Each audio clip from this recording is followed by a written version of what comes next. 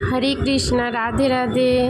তোমরা সবাই কেমন আছো? আশা করি ভালো আছো। তো আমিও গোপাল ভাইয়ের কৃপায় অনেক অনেক ভালো আছি। তো তোমাদের সামনে নিয়ে চলে এসেছি কী রান্না হয়েছিল আজকে, তো তারই ভিডিও দিচ্ছি। তো প্রথমে দেখো খেসারি বড়া ভাজা হয়েছে, গঁদালি পাতা ওটাকেও বেটে ভাজবো, শুক্তো হবে, আর সঙ্গে পনির আর ভাতে আলু আর কুন্দলি মাখা আর কি। তো এই কটা আইটেম আজকে আমাদের দুপুরের মেনু। তো আজকে নিরামিষ পুজো হচ্ছে, গণেশ পুজো, তো তার জন্যে তো তোমাদেরকে দেখাচ্ছি তো কেমন রান্না হলো। প্লিজ তোমরা সবাই কিন্তু কমেন্ট করে জানিও, যদি ভালো লেগে থাকে প্লিজ একটা লাইক করে দিও। তো দেখো আমি এখন প্রথমে পাতার পরে ভাজবো। তো প্রথমে আমি খেসারি বড়াটাকে ভেজে নিচ্ছি। তো মিক্সারে সবগুলোকে খেসারি বড়া আর গঁদালি পাতা দুটোকে পেস্ট করে নিয়েছিলাম, যাতে একটু তাড়াতাড়ি রান্না করা যায়। তো তাড়াতাড়ি রান্নার জন্যে তোমরাও কিন্তু ট্রাই করতে পারো অবশ্যই, এটা খুবই কুইক কাজ করে। এবং তোমাদের কোনো তাড়াতাড়ি কাজ থাকলে তো তোমরা এটা ব্যবহার করেও তাড়াতাড়ি কাজ কমপ্লিট করতে পারো, কোনো অসুবিধা নেই।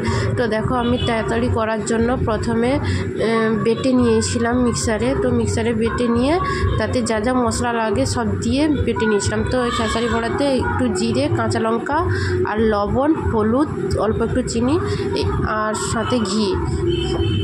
তো নিরামিষ দিনে যে কোনো তরকারিতে ঘি দিলে খুবই সুন্দর লাগে খেতে এবং টেস্টি হয়, একটু স্মেলও দারুণ আসে।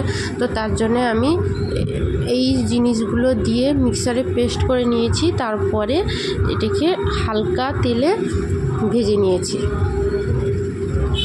তো হালকা তেলে ভাজলে আর আগুনটাও আস্তে আস্তে দিতে হয়, কারণ যে কোনো ভাজা জিনিস যদি আমরা আস্তে আস্তে দিয়ে ভাজি তো তাহলে ভাজাটা খুব সুন্দর হয়। তো দেখো আমার ভাজা কমপ্লিট হয়ে গেছে। এরপরে আমি গঁদালি পাতাটা ভাজবো।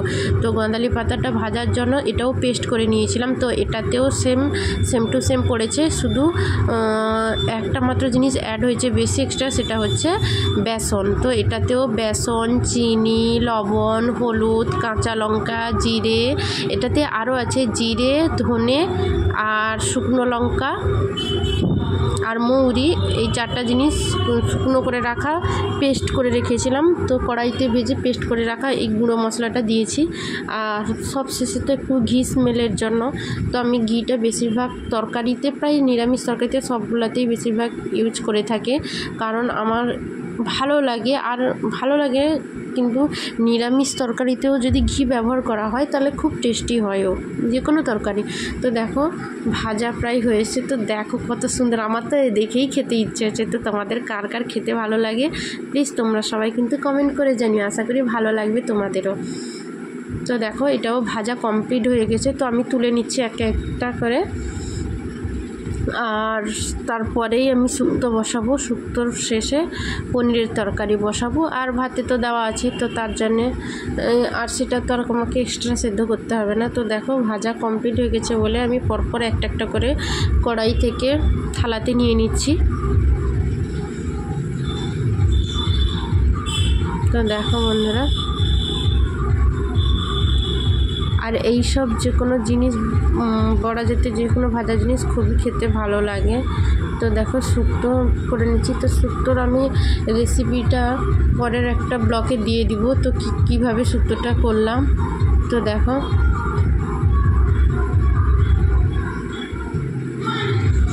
আর নিরামিষ দিনে আমাদের বাড়িতে বেশিরভাগ শুক্তো হয়ে থাকে, কারণ আমার হাজব্যান্ড শুক্তো খেতে বেশি ভালো পায়। তো তার জন্য আমি শুক্তোটা প্রায় করে থাকি।